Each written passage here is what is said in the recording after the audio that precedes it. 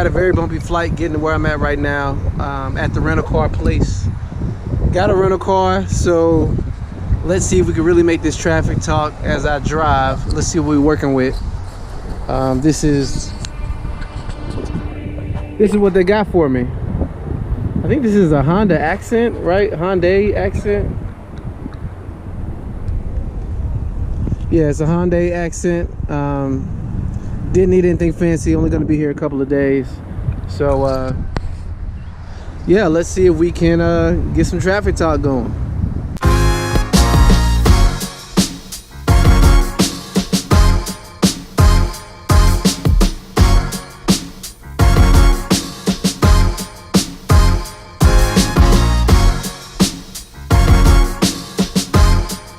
So finally here in the car, and let's get to the question. Let's get to the question at hand that you all saw in the beginning. And that question has to do with one of my favorite topics, which is pricing. So just before we dive right in, here is some context to what is going on with the question specifically. When should I discuss rates? A former colleague asked me to help a friend build a website. So far, there's been no mention of money or budget. He's asking me to go over the requirements and come up with a website mockup. Should I start working when we haven't even discussed rates? Or is a website draft a part of the free demo, in air quotes? And just some points. They've never done freelance work before because they have a full-time job. The colleague came and asked him about the project, and they already have a good relationship with this person at the previous company they worked at.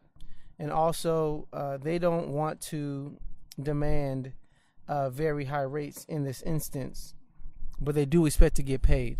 So overall, that's just some context to what is happening and what is going on.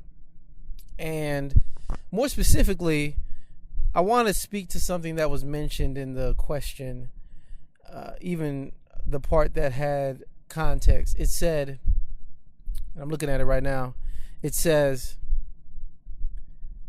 so far there's been no mention of money or budget. He's asking me to go over requirements and come up with a website mockup.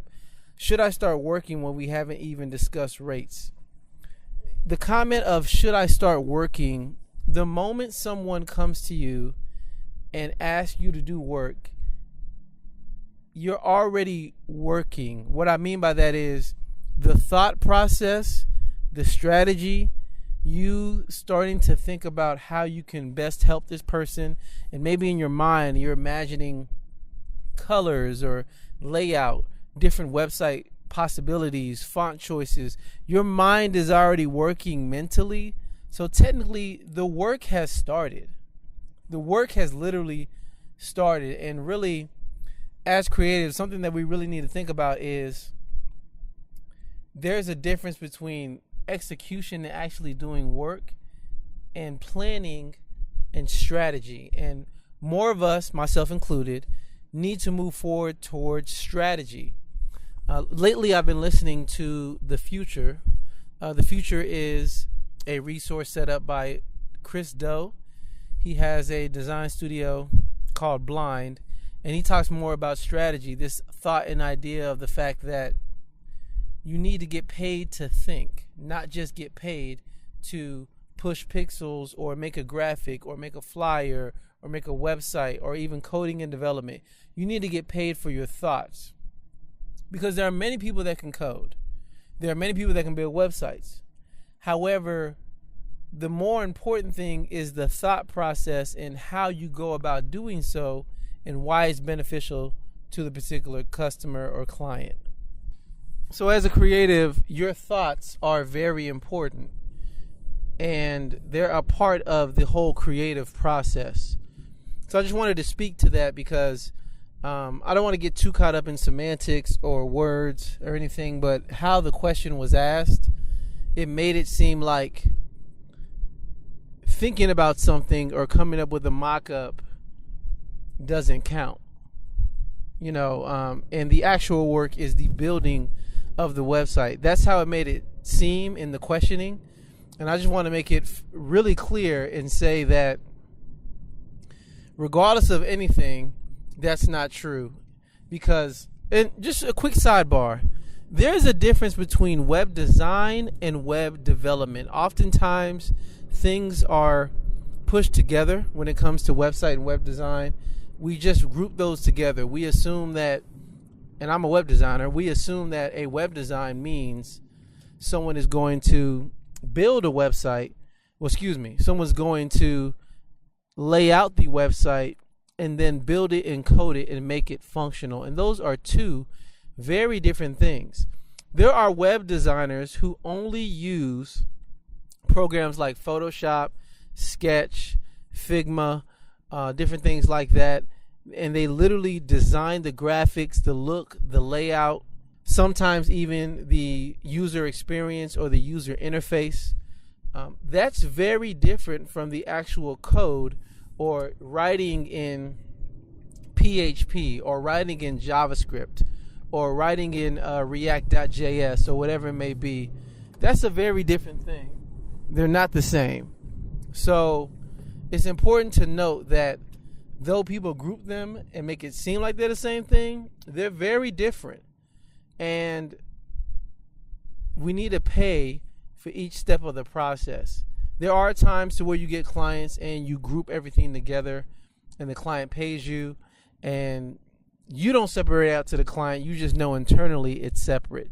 But I just want to speak to that comment that made it seem like a mock-up is not yet work. A mock-up is work. Because as I mentioned, when a web designer designs something and makes creative assets, it's a mock-up of, in a sense, because this doesn't work. It's not coded out. And you can get paid just for that work. So just wanted to speak to that part of your question. But just to directly answer the question that was posed, honestly and truly, I would say this. Don't do any work until you have discussed pricing.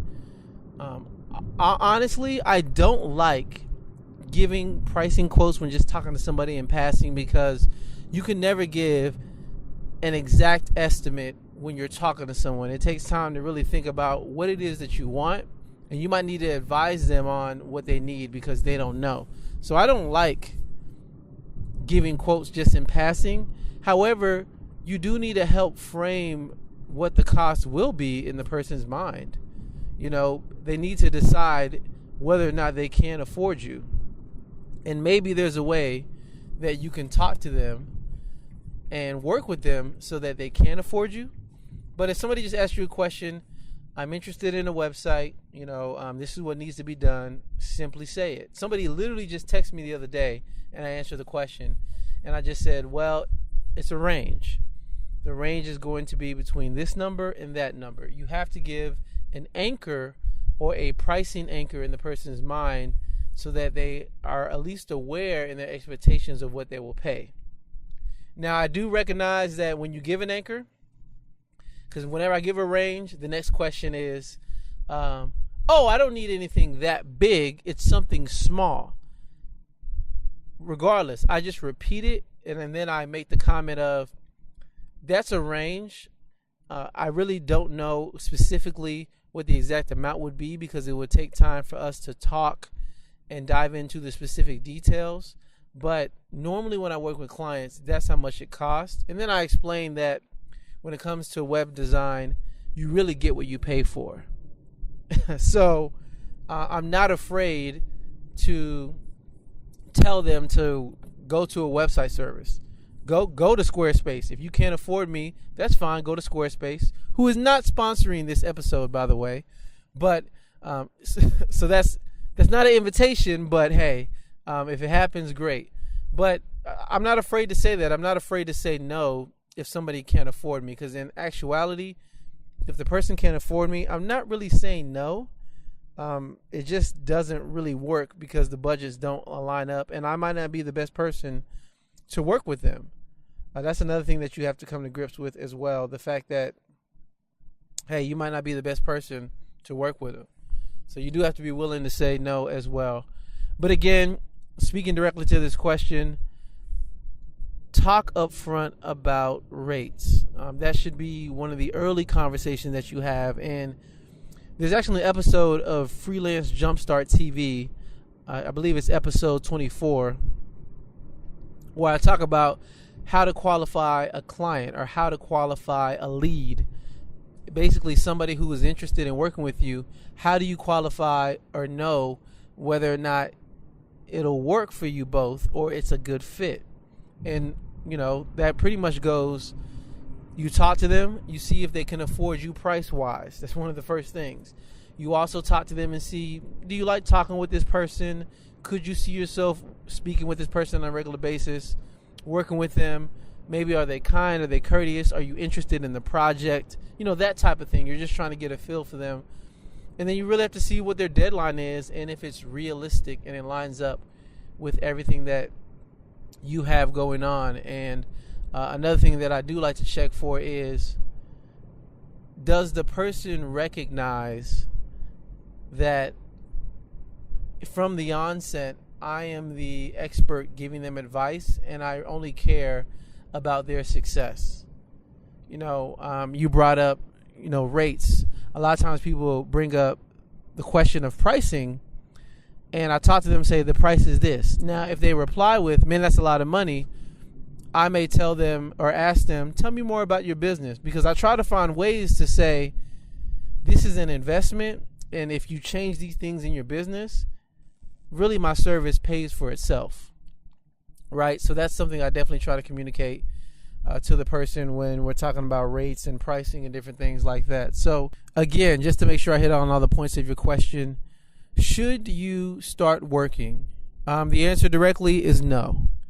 You don't start work, number one, until you talk about pricing and expectations. But number two, if there is not a signed contract that has a statement of work of what you are planning to do, and the fact that they're signing it saying they are promising to pay you, and there's been an invoice sent, no matter if that's 50% or 25% or 30% up front, whatever it might be, and then they pay that initial deposit or payment, don't start any work. And just, I know it may sound weird. I know you say you have a relationship with the person, so you don't want to ruin any relationships. Just repeat yourself like a broken record, because that's the only way to show people that you're serious. People will not take you seriously until you consistently give the same answer as well as the same behavior. If you continually do that, they will take you serious on what you're saying. If you're talking to someone or giving them a price and they say, oh, come on, is that really the price? Man, come on, can it be cheaper? Is there any way? And they talk you out of it and negotiate with you. Negotiation is okay, but if every time they work with you, they talk you down on your price, you're not serious on your prices. If every time you say, no, there needs to be a contract in place, and we can have a couple preliminary meetings, but a contract will be in place prior to me doing any work. If they say, oh, come on, can you just give me like a quick mock-up of what it would be? Do you mind just, and then they keep repeating that, and you buckle and do that work because you care about the relationship, and I'm doing that in quotes, relationship, and then you buckle anytime that happens, then in all honesty, they won't take you seriously, because they know you'll do a mock-up if they just beg you enough or convince you or persuade you, right? So again, consistency is a big part of it. On the question, you mentioned that you work full-time and you're not a freelancer. These are the type of soft skills that you're going to have to build up. These are the type of things that I learned the hard way.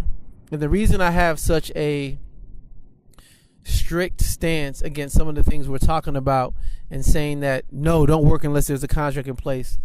Discuss pricing up front and make sure you talk. The reason I'm saying all these things is I've made mistakes and I had to learn from them the hard way. I have worked with people up front and made mock-ups and done different things like that, and only to have someone pull out of the project. So here it is that I invested my time, put in my effort, and I didn't get paid anything for it because they weren't serious. They were serious until they heard what the price was going to be, then they pulled out. But I already started work. I lost out on time, and I lost out on money.